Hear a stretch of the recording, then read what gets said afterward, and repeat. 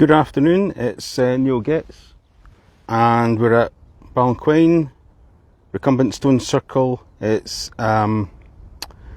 April afternoon, reasonably good weather. In fact, it's really good weather. It's 15 degrees, and it was quite sunny and blue skies to the back of me, although it's cloudy just in front of this view here.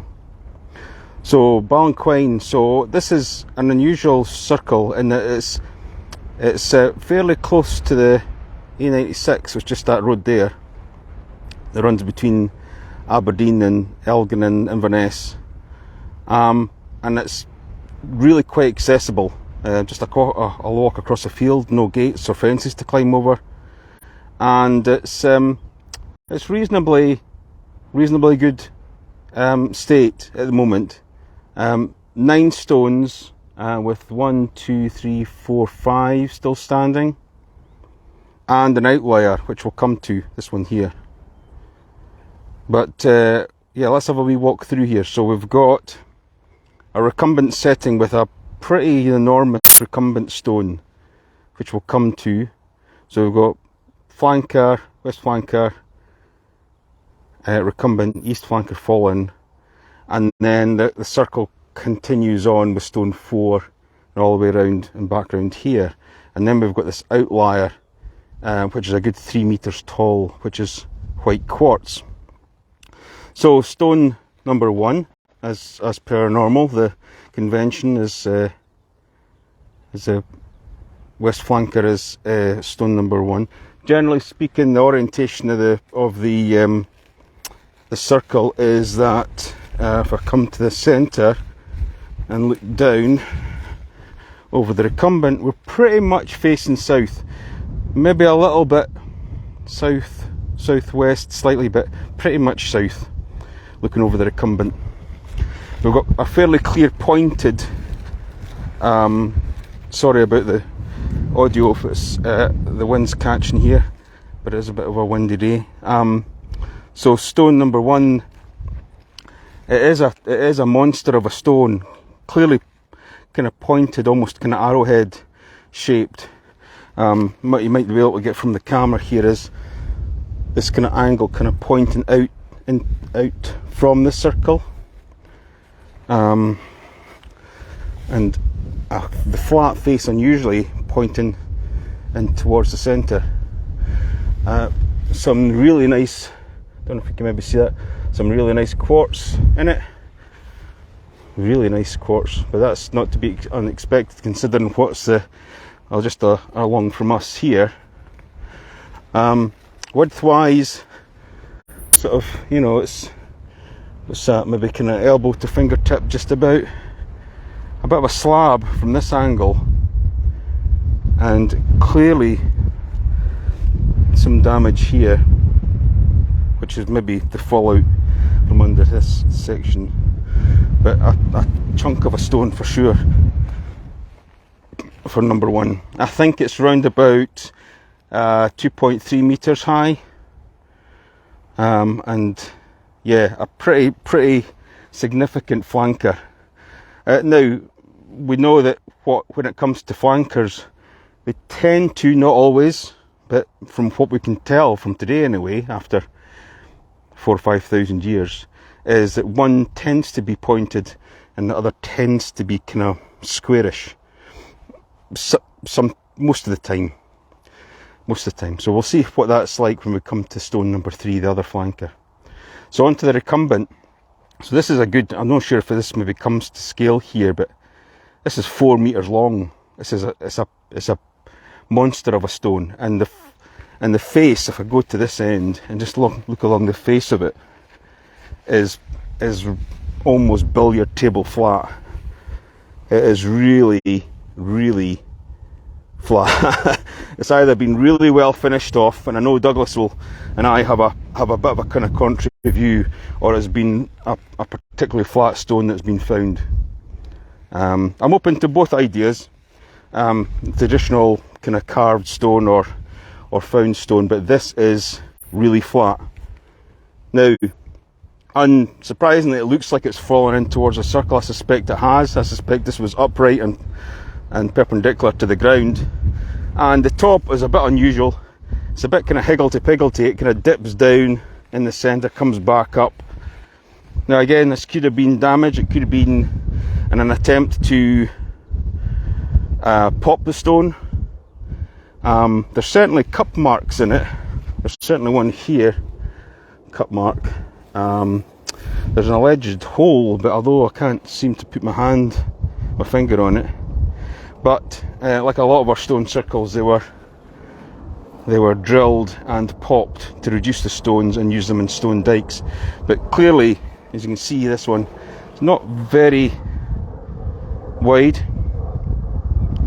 The stone's though, considering the length of it and the height of it, and lots of stones put at the back to support it.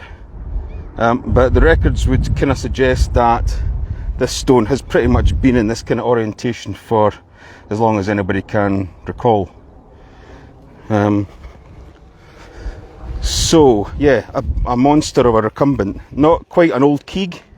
I mean, old keeg would probably be not far off the length, and a block of a stone. Old keeg, it would be, you know, a metre wide type of thing, where this is just maybe elbow to fingertip, half a metre. But if that is, you know, that's a good right angle there. But suffice to say, it is a big recumbent flat stone. Now, stone 3, flanker 2, east flanker. We suspected that because number 1 was a bit pointy, that this one might be a bit of a block, and it kind of, first impressions, it certainly looks like it.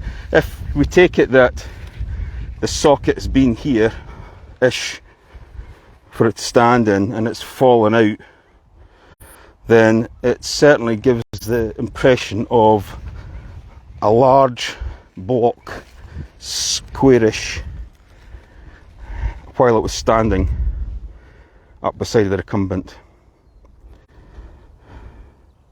And again, it's a significant stone. I know that I like that word a lot, but it's a big.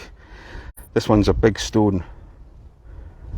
I suspect that this circle, given the other standing stones that have been around in the size of the wear, this was a big monument. So, moving on, and what we'll do is we'll do the circle as it's sitting just now, and then we'll come back to this outlier. So, 1, 2, 3, stone 4, still standing, and it looks like it's been through the wars, to be honest. I mean, it's standing next to it. It's a good maybe 2.3, nice quartz in it there, really nice. And there's like chunks, it looks like chunks have been taken out of it, or it's just been, that's how it's always been. Hard to kind of decipher shape of it because of that. There's certainly this a kind of flat face that's generally pointing in towards the centre of the circle, and then a kind of tapered end, like a kind of pointed end here. But yeah, it's a slab of a stone, I suppose, is maybe an easier way to describe it. So that's number 4. Number 5, falling out, as far as we can tell.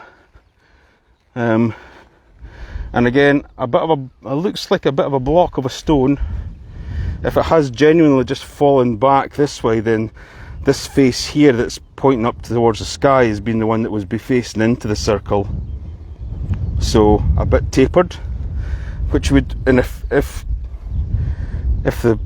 the underside of the stone is flat, then, you know, it would give the impression that it was certainly a kind of more squarish stone, giving it 1, 2, 3, 4 sides.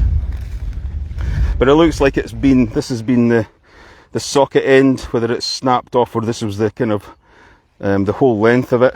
Again, if we take maybe kind of 25%, 30% of it has to be in its socket, it'll be getting slightly shorter as we go around the circle.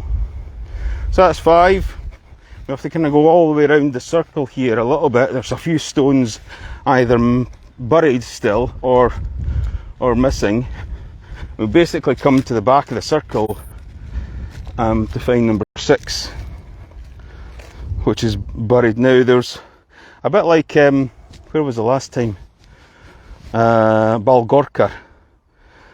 Some of the records show that, well, some of the records didn't show this stone, I think, and maybe stone 7, because they were so heavily or so well buried in the gorse in the field that some records had actually ignored it or hadn't found it. So we're kind of missing what we could maybe extrapolate is we could maybe say, well, if that stone, where it was stone 4 or 5, there's maybe been at least maybe 2 stones in the circle that have been taken away, and there's certainly evidence of large stones in the dike here, so you never know what they've maybe been used for. The stone 6, no idea what length it is. It could be just from here, maybe sort of like a couple of metres in length, which would mean that, you know, a good third of it would be buried if it was standing up. Again, this would probably be the shortest stone if it was standing directly opposite the recumbent setting. So 7, interestingly, looks like it has been moved quite a lot, and it looks like it is probably been a circle stone. In orientation, you'd maybe think it would be kind of where I'm kind of standing here, perhaps, and it's been removed from its socket and moved across. So, but there's definitely, I mean, there's a bit of a kind of squarish look about it. Certainly from what I can see, it's got like 1, 2, 3 faces. Probably the face underneath is square. And, you know, getting a little bit red granite, some nice quartz in there. Getting a little bit taller, perhaps. Again, if it was in its socket, maybe be about chest height, shoulder height. Coming around to stone 8. Now again, there's kind of suggestions about how many stones this circle had originally, but when we're coming round, I think you might have been thinking that this will be where the stones start to get a little bit taller again before they start to come round to the recumbent setting.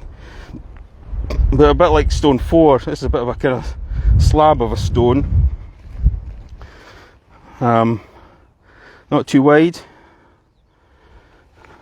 but flat facing. There's maybe been a little bit of damage. Flat facing outwards, flat facing inwards, pointy, but that could be all to do with sort of damage. There could have been a few attempts to reduce and remove this circle, considering it's in the corner of a fairly big field.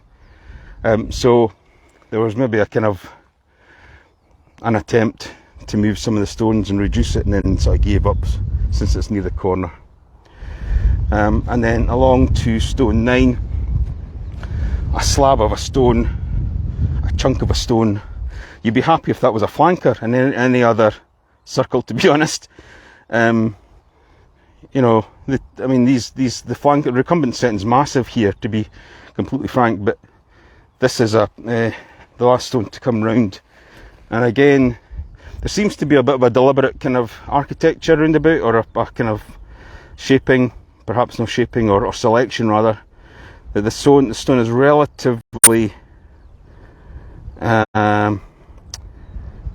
not too wide. I mean, you're only talking maybe kind of elbow to kind of fingertip wide there, but a slab from the front and back. And again, could have easily been straight. That whole edge could have been knocked off. Could have been straight, could have been square. Hard to kind of tell, of course. So that's stone 9. And then we're back at the recumbent setting. With that massive... I've been here about 3 times, and it always kind of gets me, this recumbent is like so big.